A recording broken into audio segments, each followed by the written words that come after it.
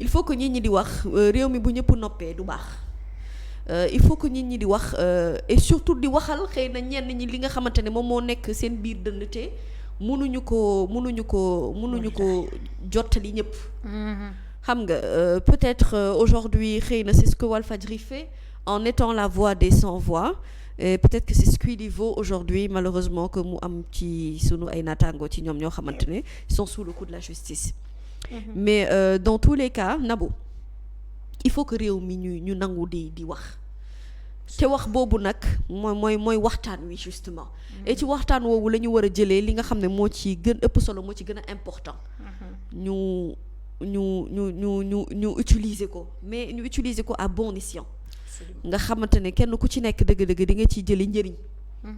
njëriñ loolu nag mu ngi ci contradiction bi njëriñ loolu itam mu ngi ci le fait que xëy na ñu bokk yenn gis-gis ci yenn point de vue yi am ci yoo xamante ne itam dañ ciy woroo voilà donc loolu mooy tax nag réew mi mën a dox ni nu ko bëggee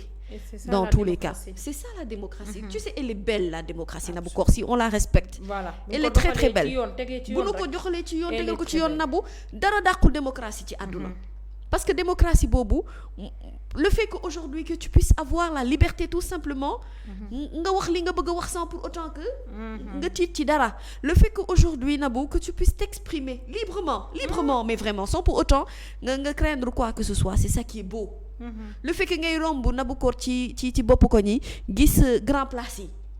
nit ñi di waxtaanee en jouant xëy na ci lu jëm ci affaire dam yeeg wureeg ñoom seen mais waxtaan bi xum mu neex lu jëm ci wàllum politique kii féetee fii kii féetee fee loolu dafa neex ci réew le fait que ces débats là soient menés autant dans les transports en commun dans les marchés ak fu mu mënti nekk loolu dafa neex mais xam nga loolu mooy dindi crispation bi nga xamante ne ñi moom la ñu nekk en réalité aujourd'hui les Sénégalais sont très crispés te ñi nga xamante ne ñoo ci gën a jaaxle mooy Sénégalais yi nga xam ne dañoo nekk bitim réew sori nañu réew mi te boo soree réew mi regard bi ngay am ci Sénégal bokkul ak ki nga xam ne moom moo dëkk fii maanaam boo soree réew mi da ngay gën a am lu la metti parce que da ngay am impression ne dëgg-dëgg yow lii participer woo ci dara ni nga ci mën a participer mooy à la limite en dénonçant peut-être certaines choses mais terewul yow sa famille bu dara xewee ci réew mi yow dootoo lekk dootoo naan say nelaw dootul doy parce que yaa ngi naan sama njaboot gi ma bàyyi ginnaaw nan la ñu dëkkee ci ban situation la ñu nekk parce que yow yaa ngi bitim réew waaye sa doom day xëy jàngi ils sont donc bien yaa ngi plus xalaat impliqués yaa ngi xalaat ci yenn condition lay ñibbee këram ci loo xam ne yow boo fi nekkoon amaana xëy na di nga daw téyel ko sa bopp sa loxo indil la ko yaa ngi xalaat plein de choses toutes ces personnes yi nga xamante ne vraiment ils sont loin de ce pays regard bi ñuy am ñun ñi nga xam ne ñoo nekk ci réew mi ñoo leen di ëpp dal sax à la limite parce que ñun ñoo obligé di leen dalal ñoom ndax sori gi ñu sori ak ni vision bi nga xamante ne noonu la ñuy gisee Sénégal donc vraiment réew mi Nabou yàlla na fi yàlla def jàmm amiin parce que Sénégal réewum jàmm la te booy xool sénégalais du sax nitu fitna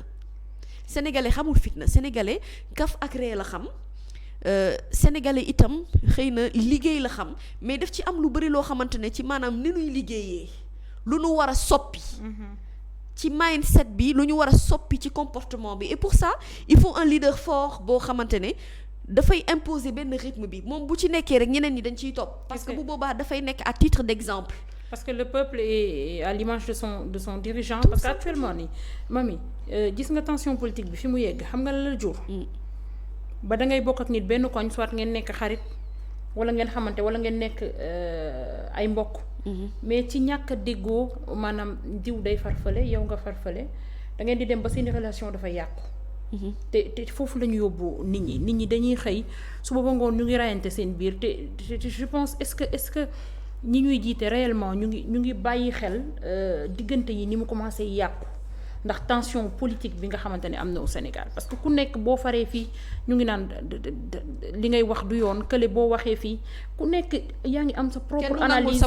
kenn du nangul sa moroom et finalement dafay jur benn une haine viscérale bi nga xam ne day am ci diggante ba ci kër yi ba ci boolu ndab yi pour ñu juboo ndabu añukaay yi pour ñu juboo c'est tout un problème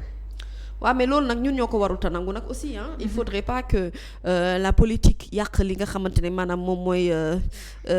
familiarité bi ñu am moom mooy union bi ñu am ak gis-gis bi ñu am parce que dans tous les cas xam nga réew nag mooy toll foo xamante ne maanaam ci benn tournant boo xam ne nabu gis-gis yi mënuñu bokk parce que bu ñu fàtte ne dañuy jëm ci ay élections présidentielles yoo xamante ne c'est des élections très décisives pour l'avenir de ce pays donc ce qui veut dire que opinion wu tout un chacun d'une manière ou d'une autre dafay génn donc ce qu'il faut c'est l'acceptation rek moom laay wax mooy ubbi dënn gi yaatal dënn gi nangul l'autre li nga xamante ne moom mooy gis-gisam sans pour autant nga bëgg ko forcer pour mu ñëw rejoindre la yow ci sa gis-gis ak li nga xamante ne moom mooy sa opinion loolu buñ ko dee def rek dinañu def naa construire benn Sénégal boo xamante ne dans l'idée dinañu respecter kenn ku ci nekk lii gis-gisam sans pour autant ñu heurter li nga xam ne mooy sensibilité wu kenn ku nekk ci ñun voilà il faut juste l'acceptation de l'autre en question de politique et aujourd'hui li ñuy jëm ci wàllu élection yi en tout cas am na ci leader boo xamante ne buñ dee xool dëgg-dëgg ci wàllum positionnement mën nañu jàpp ne nit la koo xamante ne ñi ñu bari dañu ko jox bopp et cette personne là c'est Ousmane Sonko c'est pas pour autant que xëy na dafa war a bénéficier de certains privilèges mais il faut juste qu'il puisse être tout simplement ne pas se sentir moom ligoté d'une certaine manière de manière imagée takk loxoom yi wala koo xamante ne dafa sentir ne dëgg-dëgg il ne jouit pas de tous ses droits wala dafa am benn forme d'injustice boo xamante ne moom lay subir je pense que bu nit ñi di dénoncer loolu la ñuy dénoncer et loolu ñuy dénoncer lu nit bana war a bàyyi xel la tout simplement pour l'équilibre et la stabilité de ce pays. D'accord Aïcha ñu daal di dem ci Yewwi ndax gis nañu kii di Barthélémy Diaz ak Khalifa Sall daal di amal poignée de main ak kii di président Macky Sall mën nañ ni sax gisee nañu ci forum économique bi ñu bari nee nañ c'est normal mais am na ñeneen ñu ne jaxasoo wala réeroo la jur finalement biir Yewwi. Écoute déjà je serais de ceux qui disent que c'est normal mais quand je dis c'est normal je dis c'est normal entre Barthélémy Diaz maire de Dakar mu joxe poignée de main ak le président de la République Macky Sall venu présider une cérémonie boo xamante ne ci wàllum institution effectivement jaadu na je pense que mënuñu organiser forum bu toll noonu mairie bu Dakar initier ko ñu koy def ci capitalu sénégalaise bi nga xamante ne njiitu réew ma nga tudd Macky Sall bu fa ñëwee teew poignée de main du am seen diggante pour man sur le plan institutionnel c'est normal que cette poignée de main là se fasse maintenant ce qui m'a un peu si tu veux ça m'a même pas dérangé ça m'a juste chiffonné un tout petit peu mooy le fait qu'au-delà de institutionnel boobu ñuy wax na bu ñu ci analyser par exemple une question politique et mënuñu ko ci ñàkk bañ ko analyser lu tax ñu ko ci analyser mooy ne bu fekkonte ne poignée de main bi dafa dox ci diggante Barthélémy Diaz rek ak président de la République Macky Sall du am problème mais le fait que Khalifa Sall bokk ci y a un problème soit disons que dañ ne rencontre la boo xamante ne il a voulu inviter les anciens maires de Dakar ces anciens maires de Dakar Soham Wardini n'est pas pour autant inquiété yaa ngi dégg mais Khalifa Sall c'est quelqu'un boo xamante ne nii contrairement à Barthélémy Diaz qui est seulement que maire de Dakar et qui n'a pas d'autres ambitions yu ñeel élection présidentielle Khalifa Sall lui a des ambitions pour être président de la République mais il a ci contexte boo xamante ne nii dañu jàpp ne c'est quelqu'un boo xamante ne déjà gisoon nañu ay ñi nga xamante ne ñoo doon ànd ak Khalifa Sall les khalifistes di wax ne dafa war a dem nangu ji wuyu ji ci dialogue bi nga xamante ne président de la République woote na ko donc semaine bi ñu ko dee waxtaanee ci boobu les semaines également la ñu gis mu am au-delà de poignées de main sax mais des embrassades entre Khalifa Sall ak ki nga xam ne mooy le président de la République Macky Sall les gens vont se dire bon on va s'asseoir un peu et on va analyser cette chose-là est-ce que au-delà de li ñu wax ne maanaam ay anciens maires la ñu woo y a pas une ruse boo xam ne mu ngi dox ci suuf comme quoi ñu mën a faciliter gise bi war a dox ci diggante président de la République